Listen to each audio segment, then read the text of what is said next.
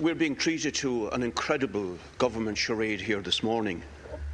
The captain of LE Justice parades in here, pretends that there is no problem. The ship is sailing on smoothly in the calmest of waters. Everyone else sees that his ship is holed above and below the waterline. The rudder is smashed. Smoke is pouring from the engine. A huge storm is raging.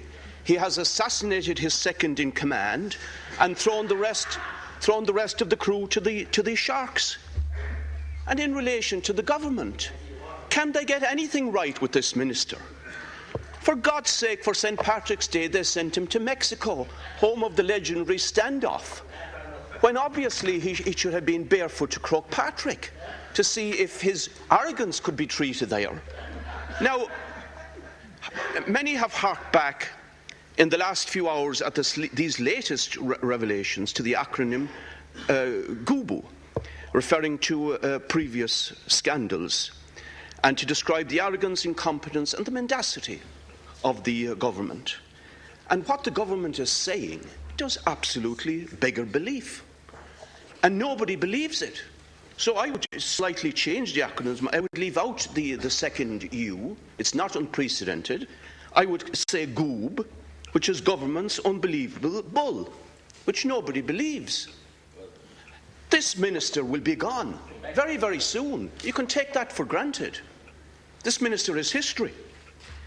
But then the opportunism and the incompetence of the Taoiseach comes very much into play, and the cowardice of the Labour Party, ministers and what they are prepared to tolerate, although they are the experts in the matter of heads on plates. But in relation to this, they have swallowed all the principles that they would claim to have. Now, thousands of people have been recorded illegally at Garda stations all over the country. I want to know, Minister, while you're still there, are each of those people going to be contacted and told about the data that is maintained on them? That is their democratic right. Will the Data Commissioner insist that this is done?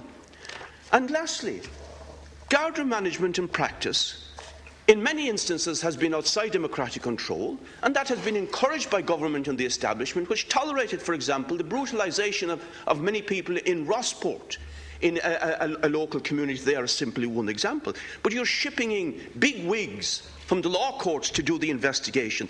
I demand a people's inquiry into this whole saga and scandal of the behaviour of the senior Garda management and practice, including ordinary people, the victims of malpractice, representative organisations dealing with civil rights, dealing with people's rights. Then we may get the real truth for a change in this situation, minus the Minister for Justice, of course.